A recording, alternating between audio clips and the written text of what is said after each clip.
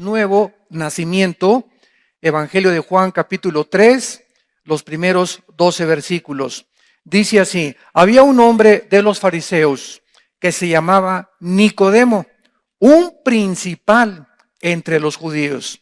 Este vino a Jesús de noche y le dijo: Rabí, sabemos que has venido de Dios como maestro, porque nadie puede hacer estas señales que tú haces si no está Dios con él. Respondiendo Jesús y le dijo: de cierto te digo, que el que no naciere de nuevo no puede, vuelvo a repetir, no puede ver el reino de Dios.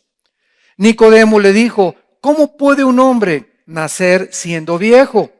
¿Puede acaso entrar por segunda vez en el vientre de su madre y nacer?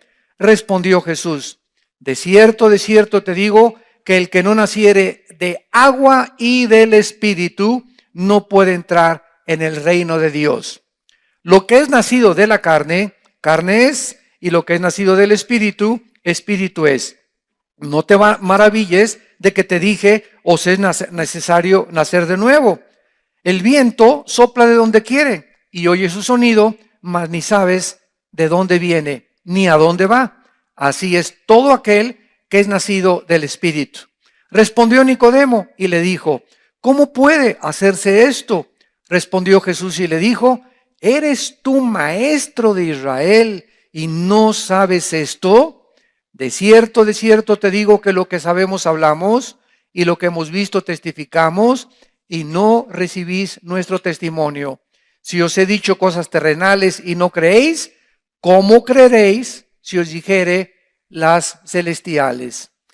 Este pasaje de la Biblia es una de las revelaciones más asombrosas que el Señor Jesucristo manifestó durante su ministerio terrenal, porque Él pone un obstáculo impresionante para poder tener contacto y regresar otra vez con Dios. En este pasaje, Cristo se encuentra con un hombre sumamente religioso. Se le llama a Nicodemo principal entre los judíos, y la palabra principal, argón en el griego, significa el líder o jefe de los judíos. O sea, era un maestro de maestros en los tiempos de Jesucristo. Era de los hombres más letrados en el Antiguo Testamento. Y este hombre, Nicodemo, parece ser, ¿verdad?, que comenzó a ver los milagros de Cristo y de alguna forma comenzó a sentir que Cristo era una persona especial y que manejaba las Escrituras como ninguno de los fariseos las había manejado anteriormente.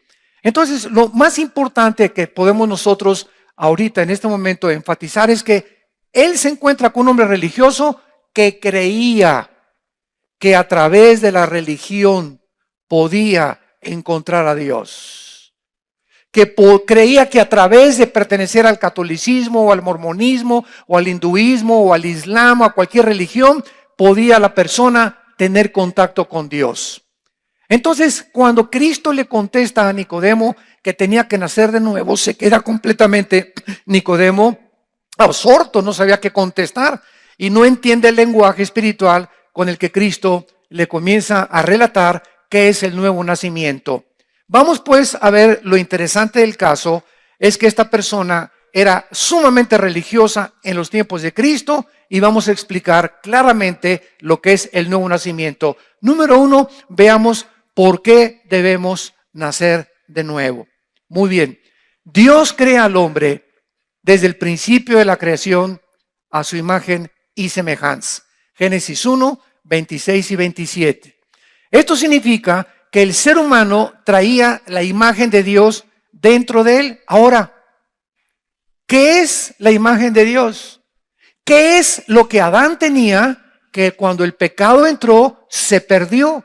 Porque desde Adán hasta nuestros días, si la Biblia nos dice que tenemos que nacer de nuevo, es porque nacimos físicamente, pero muertos espiritualmente. Porque el nuevo nacimiento, como Nicodemo equivocadamente lo percibió, era la reencarnación. me estás diciendo que tengo que reencarnar, o sea, regresar al vientre de mi madre y volver a nacer, como se enseña en la India, en la famosa teoría de la reencarnación. Y Cristo le dice, ¿verdad? No, tú estás completamente equivocado. Esto es de la carne. Lo que es nacido de la carne es lo que es del espíritu. Espíritu es, te estoy hablando de un nacimiento espiritual. Y Nicodemo, debiendo ser maestro de religión, no entendía qué significaba nacer de nuevo. Veamos en el libro de Efesios, capítulo 4, versículo 24, cuáles eran las tres características que Adán poseía y que perdimos, porque necesitamos comenzar desde el principio para ver la necesidad de por qué debemos nacer de nuevo. ¿Por qué se necesita que el espíritu que murió dentro de nosotros cuando el pecado entró, necesita volver a resucitar? Y no es a través de las obras, ni de las peregrinaciones, ni de los sacrificios, ni de sacramentos, ni de ninguna otra cosa, sino es a través de la enseñanza del Señor Jesucristo. Dice en Efesios 4, 23 y 24, y renovaos en el espíritu de vuestra mente, y vístanse del nuevo hombre creado. ¿Quién es el nuevo hombre? Aquí Pablo está hablando de las personas que ya nacieron de nuevo. Porque el momento que nacemos de nuevo vamos a ver que Dios crea completamente dentro de nosotros una nueva criatura. Creados en el nuevo hombre según Dios en la justicia y santidad de verdad. Tres elementos, tres cosas poseemos ahora los cristianos que no teníamos antes de nacer de nuevo. En otras palabras, Adán era una persona justa. Adán era una persona santa y Adán poseía la verdad. Y cuando nosotros morimos ante el pecado que heredamos de Adán hasta nuestros días, perdimos el sentido de la justicia. Y el mundo, todos nosotros somos testigos, está lleno de injusticias. En los tribunales hay injusticias, los jueces cometen injusticias, los diputados cometen injusticias, los gobernantes cometen injusticias, los padres son injustos con la esposa, son injustos con los hijos son injustos con los padres, los jefes son injustos con los obreros, con los empleados muchas veces en lugar de trabajar le roban al jefe y no trabajan y se hacen los tontos para trabajar. El mundo está lleno de justicia, pero dentro de nosotros anhelamos la justicia. Por eso hay huelgas de enfermeras, huelgas de bomberos, huelgas de policías, manifestaciones en la calle, rebelión de los jóvenes, porque todos están gritando, queremos justicia. Todos estamos luchando otra vez por regresar a que haya justicia en el mundo, porque se perdió con el pecado. En segundo lugar, se perdió la santidad. Pero a pesar de que nacimos sin santidad, algo dentro de nosotros nos dice que debemos de portarnos bien de vez en cuando. Por ejemplo, Al Capone, el gran líder de la mafia italiana en Chicago en la década de los 20, en Navidad se vestía de Santa Claus y regalaba dulce a los niños. Y el 1 de enero agarraba la ametralladora y comenzaba a matar gente. Pero de alguna forma quería él sentirse de vez en cuando, ¿verdad?, que era caritativo y que era bueno y que pues vamos a por lo menos hacer asilo a los ancianos. Ustedes conocen también a grandes capos en Colombia, ¿verdad?, que han controlado el mundo y le regalan a la gente habitaciones, campos de fútbol, ¿verdad? Y aparentemente la gente cree que son altruistas y que le hacen bien a la gente y tienen una vida doble. Por el otro lado, matan personas, explotan edificios, pero tratan de hacer algo porque traemos dentro de nosotros que necesitamos portarnos bien. Y precisamente por eso se inventaron las religiones. ¿Qué son las religiones? Esfuerzos humanos, diferentes ideas. El Islam tiene una forma de poder acercarse a Dios, los hindúes tienen otra forma, los mormones tienen otra forma, todas las religiones tienen algún medio, unos por los sacrificios, otros con la comunicación con los muertos, otros a través de peregrinaciones, pero todo el mundo desde que Adán cayó como dijo Sigmund Freud, el psicólogo vienés, el hombre es y nació incorregiblemente religioso. Y aún los mismos ateos, los que profesan y dicen, es que yo no creo en ningún Dios, en ese momento ellos se están haciendo dioses. Yo voy a autodeterminar y yo voy a establecer mis reglas y mi moral y se convierten en dioses. Y entonces no hay un solo ser humano, o se endiosa o se somete a algún sistema de religión. Entonces el mundo está lleno de religiones. Ahorita hay más de 40,000 denominaciones. Más de 40,000 denominaciones. Y cada 3 meses, de acuerdo a la ONU, están naciendo más de 50 denominaciones en el mundo, de organizaciones religiosas. Que la cienciología, que la dianética, que las cosas que están, los judíos ya tienen 3 o 4 ramificaciones más. Dentro del cristianismo están haciendo cantidad de sectas, tantas barbaridades que están inventando. Por todos lados existe el anhelo de poder tener algo con Dios y buscar a Dios o a través de alguna forma, algún sistema. Porque nacimos muertos, pero la conciencia la traemos dentro de nuestro corazón. Y en tercer lugar, se perdió la verdad. Son las 3 cosas que forman la imagen principal de Dios: la justicia, la santidad y la verdad. ¿Por qué existe la filosofía? ¿Sabían ustedes que todos los seres humanos, no importa quién sea, somos filósofos? ¿Qué cosa es la palabra filosofía? Amor a el conocimiento. Filos, sofos. Filos o fileos es amor y sofos es sabiduría o conocimiento. Entonces, todos nosotros de alguna manera amamos nuestros pensamientos. Los que son adúlteros aman el adulterio. Los que son inmorales aman la inmoralidad. Los que son borrachos aman el alcohol. O sea, todos los pensamientos que tú ames, todos los pensamientos que te dirijan, la forma como tú actúas en la vida es por lo que tú estás pensando. Tú eres lo que tú piensas y te comportas conforme a lo que tú crees. Entonces, de alguna forma, esa forma de conducirte te hace ser un filósofo, porque amas lo que tú piensas y actúas conforme a lo que tú amas. Entonces, ¿de dónde salió la filosofía? ¿De dónde salió la filosofía de los griegos? Heródoto, Demóstenes, Platón, Sócrates, para poder comenzar a pensar: pienso, luego existo, existo, luego vivo, vivo, tiene que haber una causa, esta causa no está dentro de mí porque yo no inventé nacer, esta causa tiene que trascender mi personalidad y mi mente, forzosamente, dijeron los filósofos griegos, esta causa tiene que ser Dios. Los filósofos, 150 años antes de Cristo, creían en Dios.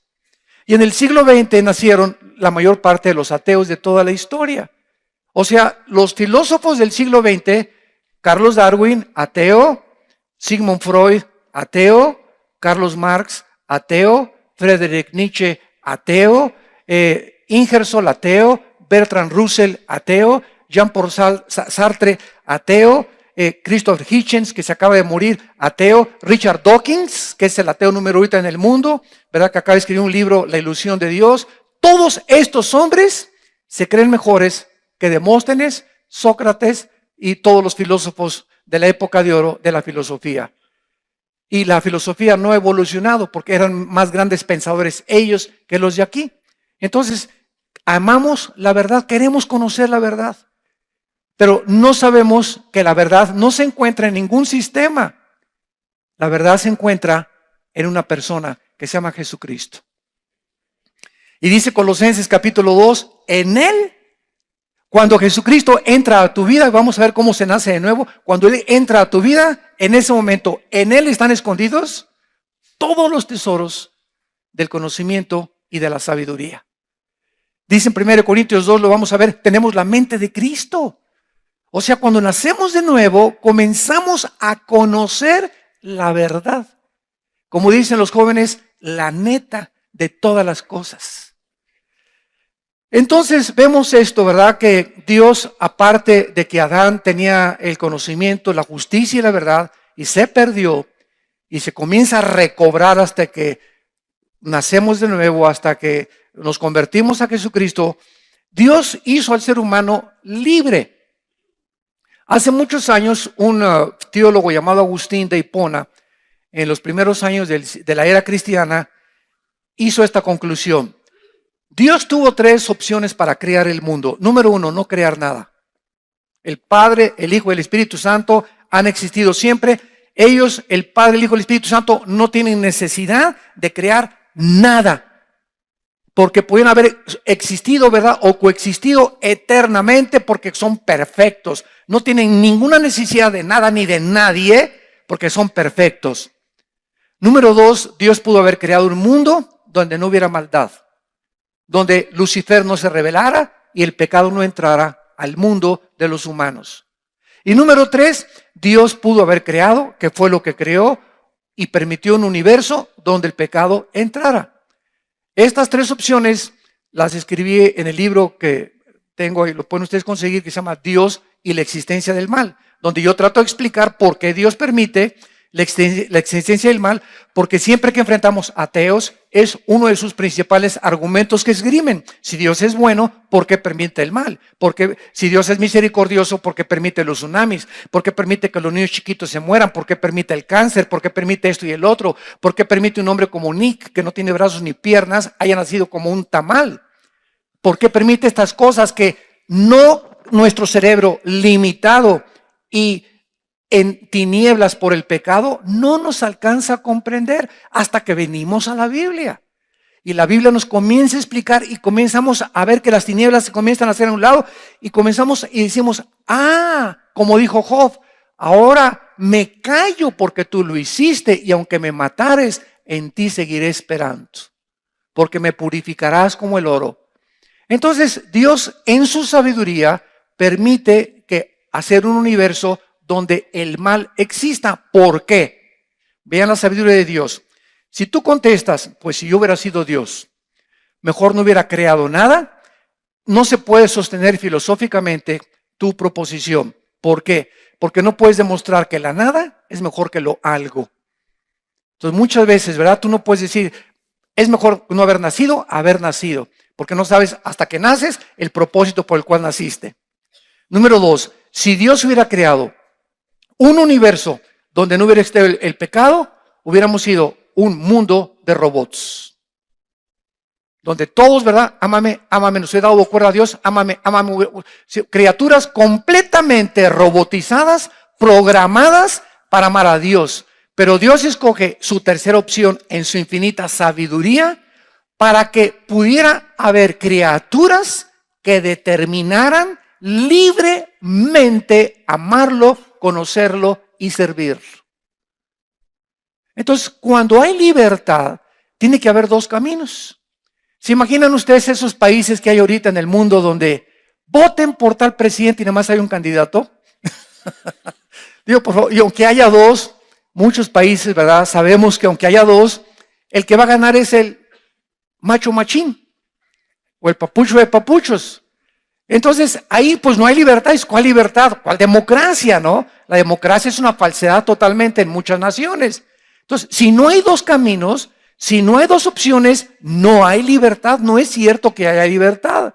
Entonces tiene que haber la libertad de escoger un camino, el bien, y la libertad de escoger el otro camino. No quiero seguir el bien, quiero ser malo. Y esto es una opción que cada persona determina, por lo cual va a ser juzgada. Entonces Dios permite la entrada del mal, porque al entrar el mal en el universo, la criatura en su libertad abusa de esta libertad y el mal entra a la creación. ¿Qué es el mal? Dios no es el creador del mal. El mal entra cuando las criaturas que Dios creó abusan de la libertad y entonces esto es lo que se convierte la maldad. Cuando tú tienes un coche y te da el gobierno la licencia, señor Pancho Pantera, usted va a manejar, pero sabe una cosa, hay señales 80 de velocidad, hay altos y usted es libre para manejar en la carretera, libre para manejar en la ciudad, pero usted tiene que estar restringido por los altos y las señales de tránsito. Si usted se cruza un alto, usted está violando esta libertad y puede usted morir en un choque. Entonces, todo en la vida está limitado. Una cosa es libertad y otra cosa es libertinaje. Sale el Pitirijas Chicas Cuijas de la cárcel y le dice el juez, Pitirijas, eres libre, ya pagaste tu sentencia. Y el Pitirijas sale, gracias a Dios, gloria, sí, ahora sí que viva Zapata, esto y el otro, y voy a seguir matando. Espérame tantito, Pitirijas, eres libre para portarte bien. La libertad que se te concede no es para que hagas el mal, porque si haces el mal ya no es libertad, es libertinaje. Muchachas, ustedes son libres para tener un novio y son libres para casarse con el que quieran, pero si tú abusas del sexo, tú vas a tener consecuencias con las cuales vas a tener que responder a tu cuerpo, a tu familia, a tu bebé que van a nacer y a Dios también. Entonces, tiene forzosamente que haber esta opción, si no, no habría juicio. ¿Para qué vamos a ser juzgados después de morir? Para saber cómo usamos la libertad que Dios nos dio. ¿Y cuántas personas conocemos, verdad? Como ahorita este grupo allá en el Medio Oriente que llama ISIS, el Estado Islámico, que llegan a cada pueblo que llegan y eres suní, porque el Islam está dividido entre sunis y entre chiitas. No soy chiitas. A la mujer le abren el vientre y le sacan el bebé. A los hombres los decapitan y a los niños les cortan los brazos para que nunca puedan ser guerreros. Y están haciendo miles de masacres. Hace poco a un piloto de Jordania lo metieron en una jaula y lo quemaron vivo. Ya son cosas, ¿verdad?, donde un grupo de personas han dejado de ser humanos. Ya descendieron este grupo al nivel de los animales, donde ya no hay sentimientos, ya no hay afecto natural, ya no hay amor ni compasión por ningún ser humano. Aman el sufrimiento, aman ver sufrir a los demás. Los animales matan por comer, nosotros por placer. Entonces, ¿quién de nosotros podría pensar que si agarran vivos estos individuos no merecen la pena de muerte? Todos gritaríamos amén, amén y amén. Esas personas perdieron el derecho de vivir. Y esto fue lo que Dios estableció claramente en la Biblia. Entonces Dios nos concede eso, ¿verdad? Pero el hombre se rebela contra su creador.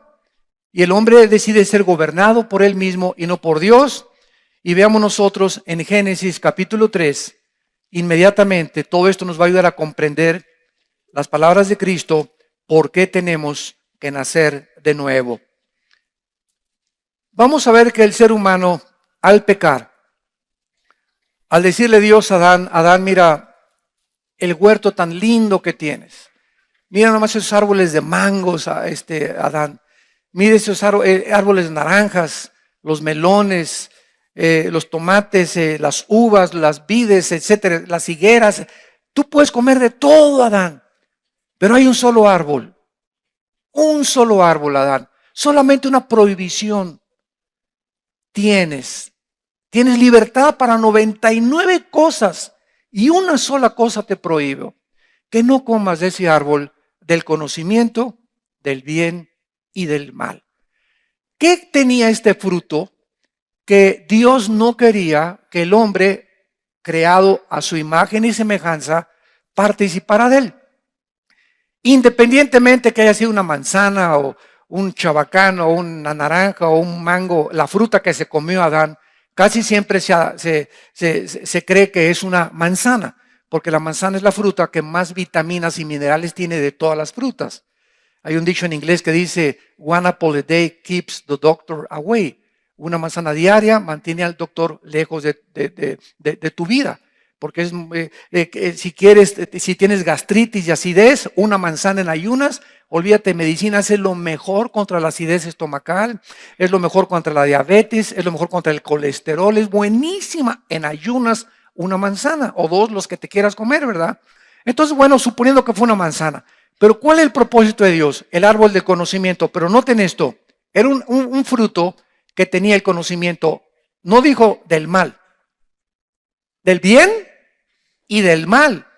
En otras palabras, Adán, yo no quiero que si tú comes este fruto, determines por ti mismo qué es bueno y qué es malo.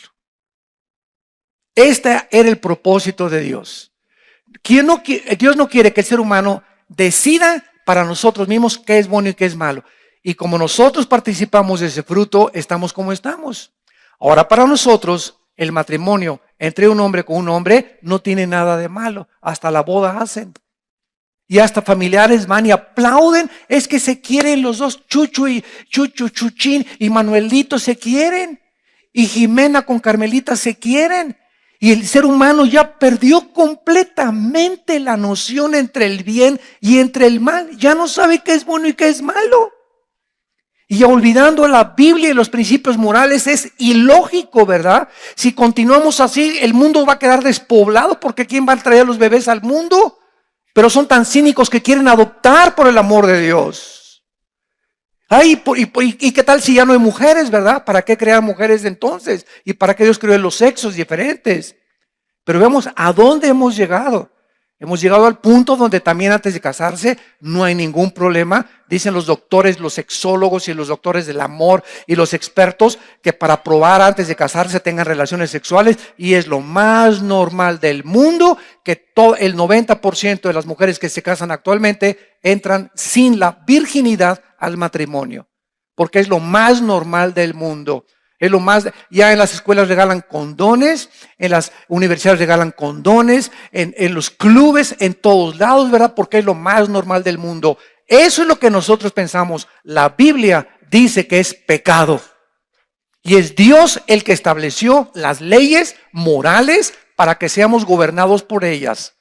Pero como las hemos violado nosotros y hemos querido nosotros decidir qué es bueno y qué es malo, ahí están las consecuencias a nuestro alrededor. Mujeres embarazadas, mujeres madres solteras, SIDA, enfermedades venéreas, ébola, problemas bacteriológicos, problemas en la microbiología, problemas en lo que estamos haciendo, cánceres, etcétera, etcétera. ¿Y todo por qué? Porque nos creemos dioses. Porque nosotros creemos que podemos decidir entre el bien y entre el mal. Ahí están los nazis del siglo XX. Que para ellos matar 6 millones de judíos era matar ratones. Así dijo Hitler, los judíos no son seres humanos, son ratones. Oye, ¿viste contra la cola? O las orejitas o el color gris de los ratones. Pero de acuerdo a su perspectiva los convirtieron en ratones. ¿Y saben lo que hicieron los nazis? Cuando les juzgaron en 1947-48 en Nuremberg, en Berlín, en Alemania. Se levantaron los generales, los sobrevivientes, y dijeron esto: es que para nosotros eso era eliminar por causa del partido. Nosotros no le llamamos asesinato, no asesinamos a nadie, eliminamos por causa del partido. O sea, le cambiaron al asesinato, lo maquillaron y le pusieron eliminar por causa del partido. Y nosotros dijeron, no robamos a nadie, solamente expropiamos. Comenzaron el pecado a maquillarlo y a ponerle otro nombre para que no se oiga tan feo, robo ni asesinato. Comenzaron ellos a determinar. Imagínense ustedes entonces quién está bien. Los nazis, porque para ellos era bien lo que hicieron, o en Occidente, que los condenamos por el crimen a 6 millones de judíos. Entonces, ¿dónde está el parámetro? ¿Quién en el mundo nos va a decir quién estaba mal? ¿Ellos o nosotros? Para los islámicos ahorita radicales en el Medio Oriente, para ellos es bueno lo que están haciendo, quemar vivos a los prisioneros, establecer el Estado en todo el Medio Oriente. Para nosotros es un asesinato. ¿Quién es el que tiene la verdad? ¿Quién es el que puede decir el juez y decir, ellos tienen razón, nosotros no, o ellos nos echan la culpa? Es que en Occidente, ¿verdad? Hay mucha pornografía y las mujeres y Hollywood, y ellos atacan eso y le llaman Satán a Estados Unidos y hijos de Satán a Israel, y Occidente y Estados Unidos los condenan como asesinos y como terroristas. ¿Qué pasa si no tenemos una ley moral? Si no tenemos alguien que nos diga, el hombre no determina el bien y el mal, soy yo, dice Dios en la Biblia. Y este es el mensaje que nosotros poseemos, predicar el evangelio de la gracia de Dios a un mundo que está confundido entre el bien y entre el mal. Adán, no participes de ese árbol. Y cuando Adán participa de ese árbol, se independiza de Dios. Y desde Adán hasta nuestros días, el hombre ha comenzado a determinar qué es bueno para mí, no es malo para ti. Lo que es malo para ti, no es bueno para mí. Como hace algunos años cuando vivía el presidente Ronald Reagan, que murió como cristiano, uno de los mejores presidentes que ha tenido Estados Unidos después de Abraham Lincoln. Llegó al aeropuerto Ronald Reagan y un periodista lo interrogó y le dijo, ¿qué piensa usted de los homosexuales? Y entonces Reagan dijo, ¿verdad? Pues yo no estoy de acuerdo con ellos, porque eso es pecado, eso es algo que no debe ser, es contra la naturaleza. Dios hizo al hombre y Dios hizo a la mujer. Y entonces el periodista le contestó y le dijo, eso es lo que usted piensa. Y entonces Reagan le volvió a contestar, ¿sabe una cosa, señor periodista? No es ni lo que usted piensa ni lo que yo pienso. Nuestra opinión no vale la pena, sino lo que dice Dios en la Biblia. Y ese es el relativismo en el que hemos llegado. Te encuentras con personas y te dicen, es que para ti eso es malo y para mí eso es bueno. Entonces, si para ti eso es malo, pues está bien, es malo, pero para ti no es malo hacer lo que estoy haciendo. ¿Qué pasaría si no tuviéramos un patrón? Y ese es el punto al que el mundo ha llegado. Ya se están legislando los gobiernos, que son instituciones basadas en la institución más santa y más sagrada, que es el matrimonio. Están legislando los matrimonios gays. Los gobiernos están, es un suicidio moral de los propios gobiernos en el mundo entero y los estados que lo están haciendo. Porque es un ataque directo frontal contra la familia, contra el núcleo que forma la sociedad. Napoleón Bonaparte, cuando dijo en Francia en su primer mensaje, denme ustedes grandes familias y yo haré de Francia la mejor nación de Europa. El mismo Napoleón Bonaparte estaba consciente que la familia es destruida, la nación no sobrevive. Porque las naciones están formadas sobre sociedades formadas por familias. Y ahorita la familia se está destruyendo. El ser humano muere entonces espiritualmente de Dios, el conocimiento de Dios, la justicia de Dios, la santidad de Dios, se mezcla, se ensucia y de Adán hasta nuestros días nacemos todos muertos. La palabra muerte en la Biblia, escucha, no significa cesar de vivir. La palabra muerte no significa cesar la existencia. La palabra muerte significa separación. Cuando tú mueres físicamente, no dejas de existir. No cesa la existencia. La gente cree que sí. Ya se murió el muertito, ya nunca lo voy a ver. No es cierto. Está en un lugar mucho mejor. Si era cristiano. Y ahora llega hasta la moda queremos resucitar al muertito.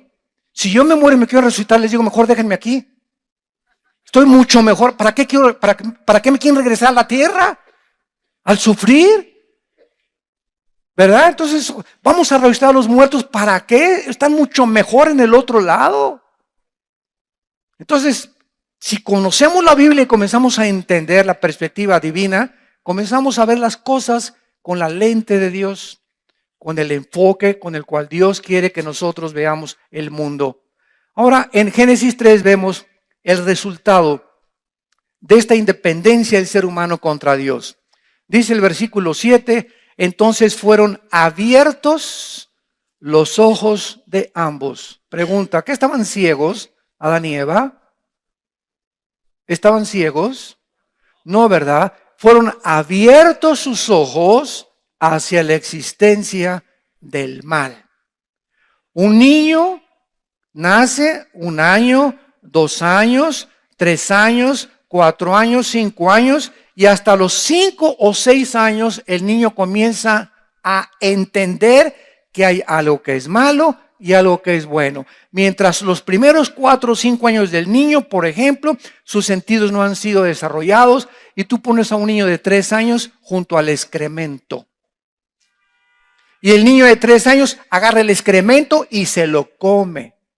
Porque el sentido del gusto y del olfato no lo tiene desarrollado todavía. No discierne. Metes a un niño de 3 años con una niña de 3 años encueraditos en una tina y ninguno de los dos se tapa. Están ahí felices, ¿verdad? Y la. Pero a los 5 o 6 años las niñas ya se tapan o los niños también o el niño ya fuchi. Ya comienzan a distinguir entre el bien y entre el mal. Entonces, Dios quería que fuéramos como niños. Que no estuviéramos conscientes de la existencia del mal, porque el mal ya existía antes de Adán. Lucifer era un ángel caído antes de que fuéramos creados. Y la maldad ya había entrado, el pecado ya había entrado al mundo, al universo, con la creación de los ángeles rebeldes. Entonces Dios no quería que nosotros participáramos de eso. Y cuando peca Adán y Eva, se abren sus ojos a la existencia del mal. Y vean lo primero que pasa. Y cosieron hojas de higuera y se hicieron delantales. inmediatamente el pecado afecta la sexualidad.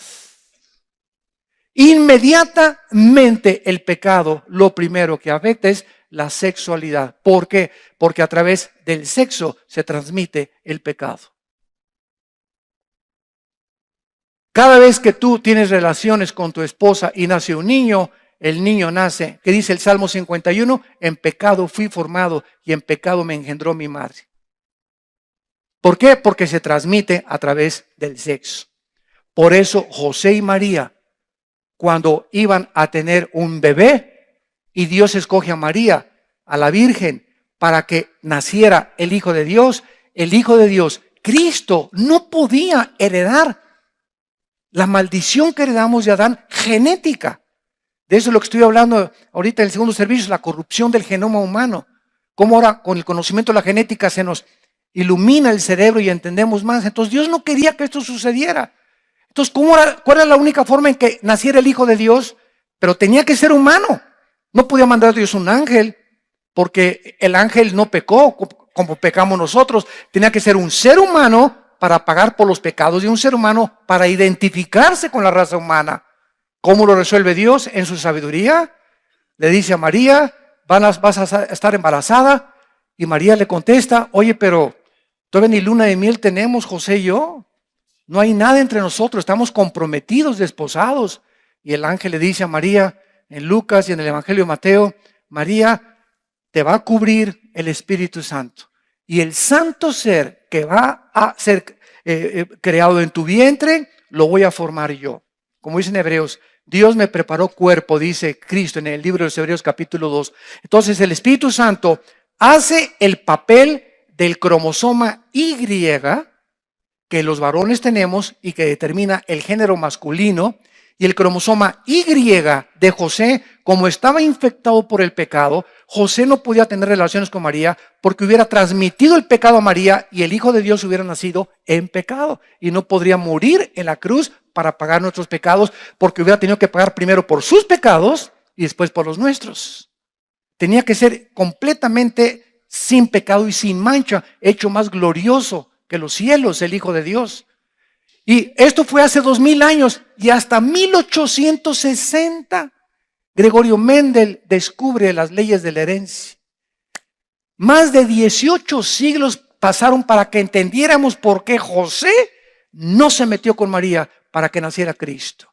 Hasta que la genética se comienza a descubrir, comenzamos a ver y la Biblia tenía la razón. El conocimiento que está encerrado, físico, genético, químico, arqueológico, antropológico, histórico, literario, poético, que la Biblia contiene, es más nuevo que el periódico de mañana en la mañana. Es más moderna la Biblia que las noticias científicas y tecnológicas de lo que se descubre mañana en la mañana. ¿Quién le dijo hace 2000 años al apóstol Juan en Apocalipsis? Hace 2000 años escribió Apocalipsis, que vendría una época en que se podría controlar a la gente con el 666, si no se hubieran inventado las computadoras. ¿Quién le reveló a Juan en el Apocalipsis, capítulo 11, que vendría un momento en la historia cuando todas las tribus, las naciones y las lenguas verían el mismo evento, la muerte de los 2 testigos en Jerusalén, si no se hubieran inventado los satélites de comunicación? Todo lo que está pasando, la Biblia ya lo decía. Dice Eclesiastés capítulo 1, no hay nada nuevo debajo del sol. Aquí está todo encerrado para que nosotros sepamos antes de que pase que Cristo nos lo dijo antes y sepamos que nuestra confianza está en el único Dios vivo y verdadero. El hombre cobra conciencia del mal. Versículo 8. Y oyeron la voz de Dios que se paseaba en el huerto al aire del día, y el hombre y su mujer. En segundo lugar, dice la Biblia, el hombre y su mujer se escondieron de la presencia de Dios. Número 1, cobraron conciencia del mal. Número 2, comenzaron a esconderse de Dios. Y ahora, desde Adán hasta nuestros días, todos los seres humanos, cuando nacemos, le huimos a Dios. Porque cuando nos enfrentamos con el Dios de la Biblia, el Dios vivo y verdadero, que es el único de las religiones que existen, que dice que cuando venimos a Él serviremos y nos deshagamos de todo lo que es los ídolos. Los seres humanos se encuentran desafiados ante un Dios celoso. Todas las religiones te permiten, bueno, mira, si eres católico, ¿verdad? Te puedes casar con un judío, con un musulmán, no hay ningún problema. Pórtate como el anticristo de lunes al viernes, ¿verdad? Pero el domingo cumple con los sacramentos y antes de que te mueras, si alguien llega y te pone la extrema unción, te vas al cielo, aunque haya sido el hijo del anticristo. Y así todas las religiones, ¿verdad? Le dan vuelo a la hilacha mientras cumplan el domingo con su religión. Pero cuando venimos a Cristo, nos encontramos con un Dios que nos desafía y que nos dice, a mí solo me vas a servir de ahora en adelante. Y eso al ser humano lo pone así, oye, me estás amenazando mi libertad. Es un concepto demasiado fuerte para mí. Así es, porque yo soy el Dios verdadero. Y esto es lo que el hombre se esconde de ese Dios que demanda de nosotros una entrega del 100%. No le puedes entregar a Dios el 95% de tu vida, ni el 98%. Me dice Dios, o me entregas toda tu vida o no me entregas nada. Y por eso el hombre se esconde en los placeres, en el sexo, en el dinero, en la religión. Mientras tenga religión, pues ya por lo menos tengo mi conciencia tranquila, porque soy religioso y el domingo cumplo con mi religión. Nos escondemos de la verdad. En tercer lugar, dice el versículo 10, y él respondió, oí tu voz en el huerto y tuve miedo. Entra en tercer lugar el temor al ser humano. ¿Sabían ustedes, santos de Dios, que lo opuesto a la fe no es la incredulidad?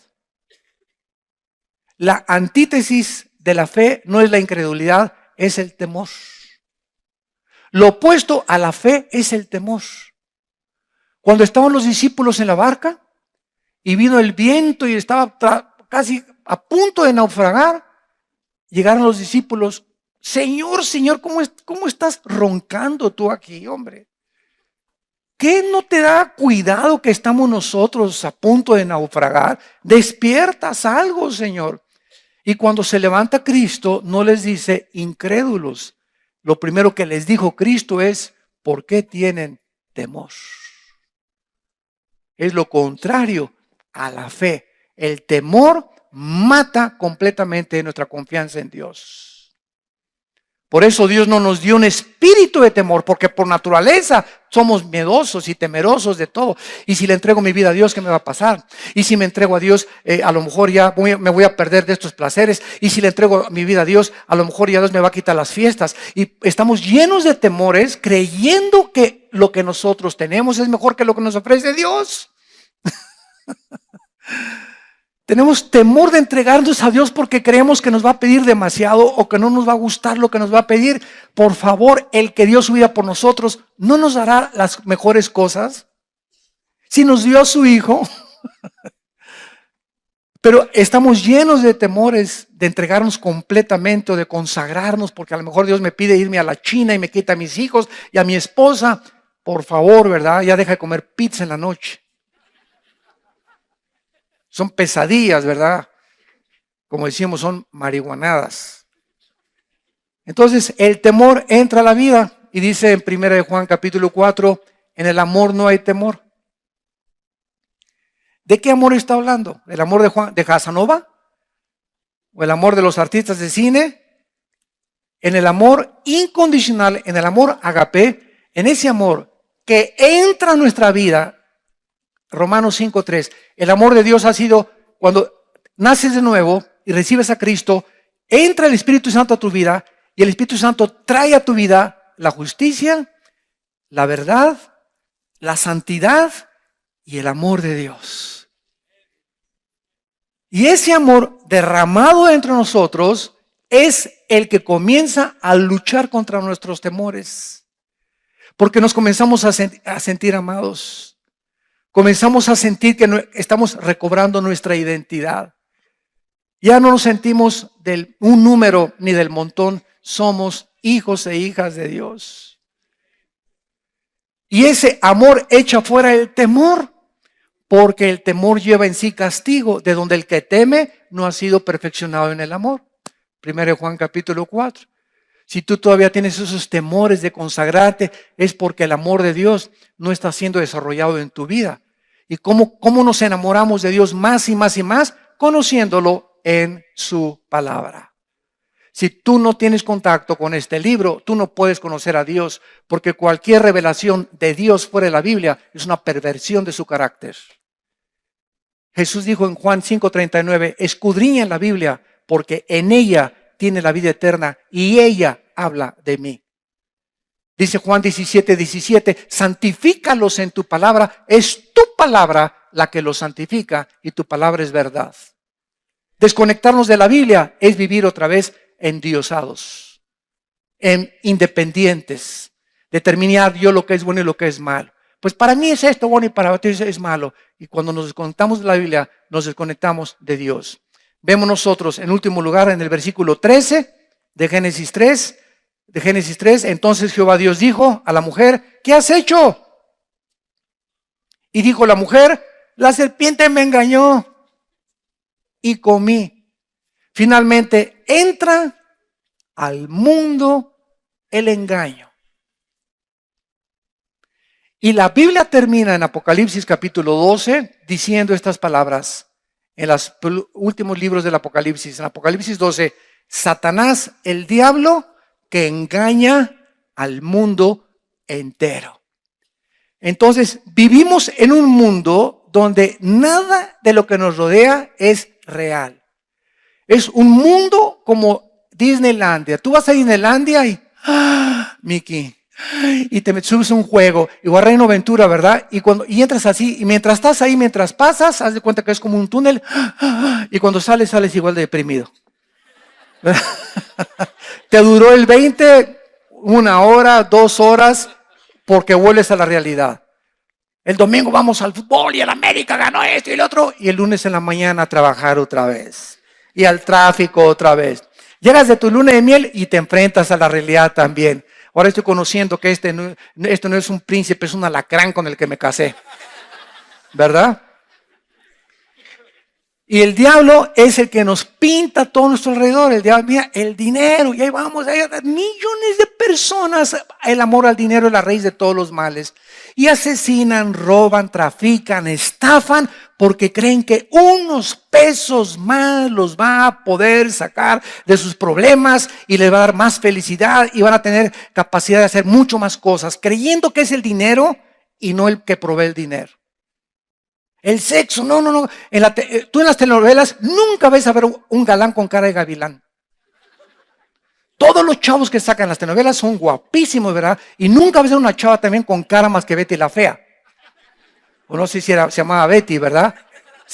Sacan puras modelos, o sea, lo mejor que escogen y lo mejor de los hombres.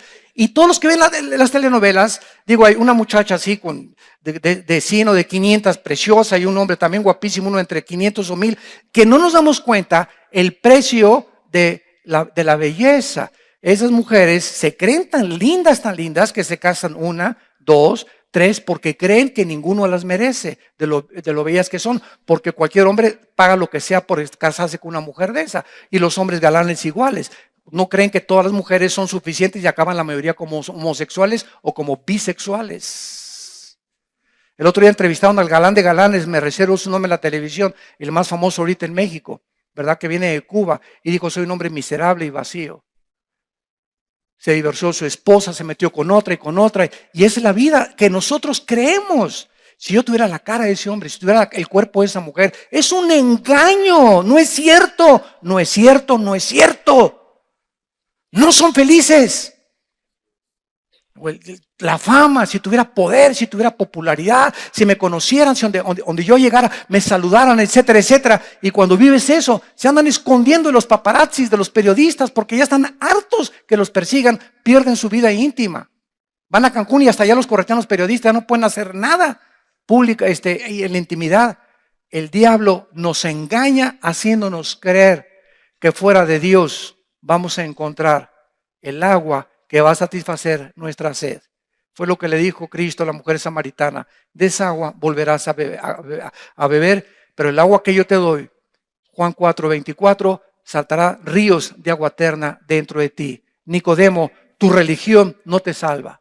Tú puedes ser católico, mormón, testigo de Jehová. Dime lo que quieras. Tienes que nacer de nuevo. Tiene que haber un cambio, una transformación interna de la raíz para poder entrar y capacitarnos para conocer a Dios.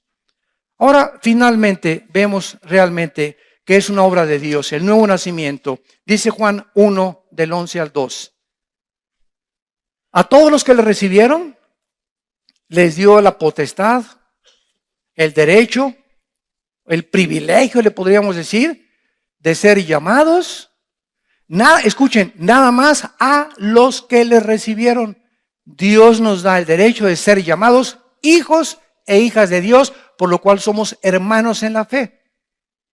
La semana pasada le mostré a mi esposa un correo lindo que me llegó de una mujer de una religión.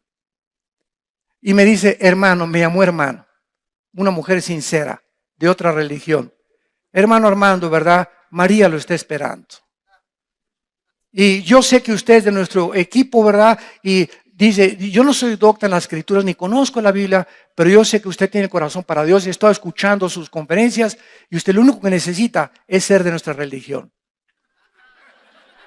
Y me dio tanta ternura esa carta, ¿verdad? Se la enseñé a mi esposa y le dije, ¿sabes qué? Aquí tenemos una persona que es sincera, sinceramente equivocada, pero sincera. Y ella así comienza su correo. Quiero decirle que no soy docta ni conozco la Biblia. O sea, toda su enseñanza de ella son tradiciones nada más. Nunca ha checado que lo que le han enseñado es la verdad. Y le contesté y le expliqué la diferencia claramente. Le dije con el respeto y la sinceridad que usted me ha escrito, le contesto con mucho amor también sin temor a ofenderla. Y le dije, la Biblia es tas, y por eso usted piensa estas cosas. Y le di el plan de salvación y le dije, ¿verdad? Usted tiene que nacer de nuevo. La religión no es suficiente para entrar a conocer a Dios. No me ha contestado esto, estamos orando por ella y ojalá que Dios la toque con ese correo que le reenvíe otra vez. Pero así entendemos a la gente, ¿verdad? Que creen que por pertenecer a una religión ya están ellos con la visa y el pasaporte al morir para ir a la eternidad. Qué susto se van a llevar. Tienes que nacer de nuevo. Es una obra de Dios, no es de la sangre, no se hereda. El otro día me encontré una persona y me dijo, es que mi prima es monja. Le digo, aunque tu prima sea monja y aunque tu tío sea el arzobispo primado de Tecamachalco, eso no te hace entrar al cielo. No es por herencia, no es voluntad de carne ni de sangre. Tienes que nacer de nuevo, es una obra de Dios. En segundo lugar, es una nueva vida. El que está en Cristo, nueva criatura es. Somos una nueva creación que come como es un niño que acaba de nacer. Lo podemos comparar físicamente. El bebé cuando nace, ¿verdad? Y comienza a hablar, a balbucear. Y la mamá le da leche, la leche de ella. Porque los niños que crecen con la leche de la mamá, el primer año está la mamá protegiéndolo de enfermedades múltiples. Que ninguna leche sustituye química la leche de la mamá. Dios proveyó en la leche materna todas las defensas, los minerales, las vitaminas, porque es la leche creada por Dios. Y dice en 1 de Pedro 2:2, crecer por la leche, y decía la leche espiritual no adulterada. Es esta leche la que está aquí y no ninguna otra cosa, ningún libro, la que te va a hacer crecer si recibes a Cristo para poder desarrollarte y llegar a ser un guerrero, una guerrera de Dios. Es una vida permanente porque esta vida no la perdemos. La salvación no se puede perder. Dijo Cristo en el capítulo 10 de San Juan, mis ovejas oyen mi voz, versículo 27, y yo las conozco y me siguen. Y les doy vida eterna y no perecerán jamás. Ni nadie las arrebatará de mi mano. Mi Padre que me las dio es mayor que todos y nadie las puede arrebatar de la mano de mi Padre. El otro día una persona me atacó, ¿verdad? No es que uno sí puede perder la salvación, me dice, porque una persona puede decir, bueno, al final decir, bueno, ya no quiero seguir a Cristo. Y eso y en ese momento pierde la salvación. Le dije, vamos a seguir el camino que tú me estás mostrando. Una persona dice en algún punto de su vida, ya no quiero seguir a Cristo. ¿Y qué pasa a los 6 meses si decide arrepentirse? ¿Tiene que volver a nacer de nuevo? ¿Tiene que volver a ser sellado con el Espíritu Santo? ¿Tiene Cristo que volver a morir por sus pecados para pagar por ellos? ¿O por cuántos pecados murió Cristo? ¿Por los pasados, presentes o futuros? Por todos. Entonces, Dios nos dice, ¿verdad? Que si alguien dice, ya no quiero seguir a Dios, yo toda mi vida no conocí a nadie así. Puedes caer en drogas, puedes caer en alcohol, puedes caer en adulterio, puedes caer en todos los pecados, pero la sangre de Cristo nos limpia de todo pecado. Y cuando un hijo se aparta, el Señor de la oreja y a cuerazo limpio te hace regresar.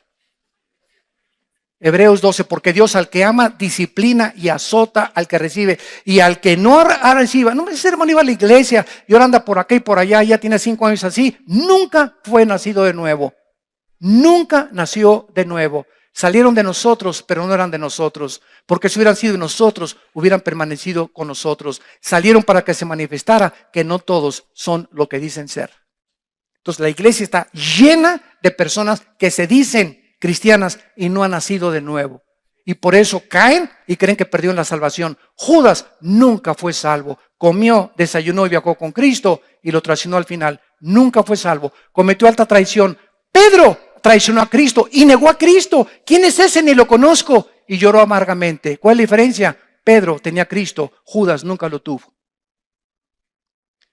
¿Quieres tú nacer de nuevo? Y los que nos escuchan a través de la televisión, es una obra del Espíritu y del agua. El agua es la palabra, solamente la fe es por el oír por la palabra de Dios, y el Espíritu Santo puede hacer el milagro en este momento en tu vida si tú le abres tu corazón y le recibes como Señor y Salvador. Oremos.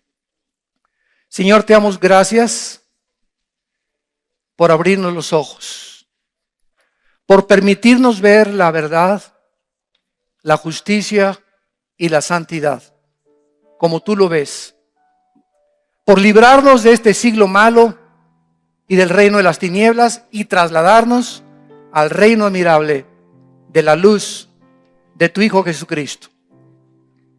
Si tú en esta mañana que escuchaste esta conferencia quieres nacer de nuevo, no es un nacimiento de la carne, es un nacimiento espiritual para estar calificado para entrar al reino de Dios y comenzar a conocer a Dios. Dile estas palabras en tu corazón. Señor, te pido perdón por mis pecados. Creo que en esa cruz con tu sangre que derramaste, pagaste por ellos. Me arrepiento con todo mi corazón de mi vida pasada. Ten misericordia de mí. Señor Jesús, como creo que vives y a los 3 días te levantaste de los muertos, te pido que entres a mi corazón. Sé tú mi Señor, el único amo al que quiero servir. Sé tú mi Salvador, porque no hay otro nombre más que tu nombre en que yo pueda encontrar la salvación de mi alma. Te recibo y te doy las gracias por la vida eterna y el perdón de mis pecados, y porque nueva criatura soy desde este momento, e iré creciendo para conocerte, amarte cada vez más y servirte con toda mi alma, con todas mis fuerzas y con todo mi corazón. En el nombre de Cristo. Amén.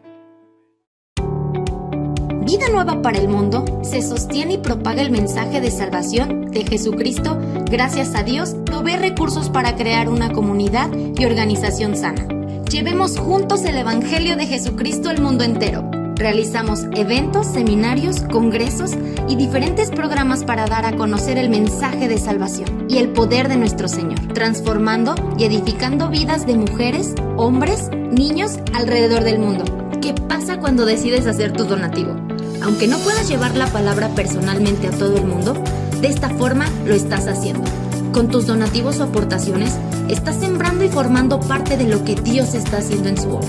Estás ayudando a traer luz a la oscuridad, paz al conflicto y esperanza a los que no tienen ninguna. Dona desde México.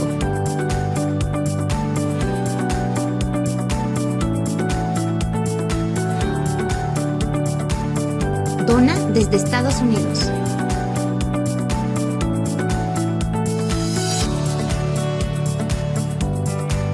Para el resto de donaciones de otras partes del mundo, www.vidanuevaparalmundo.org.mx/dona. Estamos cumpliendo la gran comisión. Por tanto, vayan y hagan discípulos a todas las naciones, bautizándolos en el nombre del Padre, del Hijo y del Espíritu Santo, enseñándoles que guarden todas las cosas que les he mandado. Y he aquí que yo estoy con ustedes todos los días hasta el fin del mundo.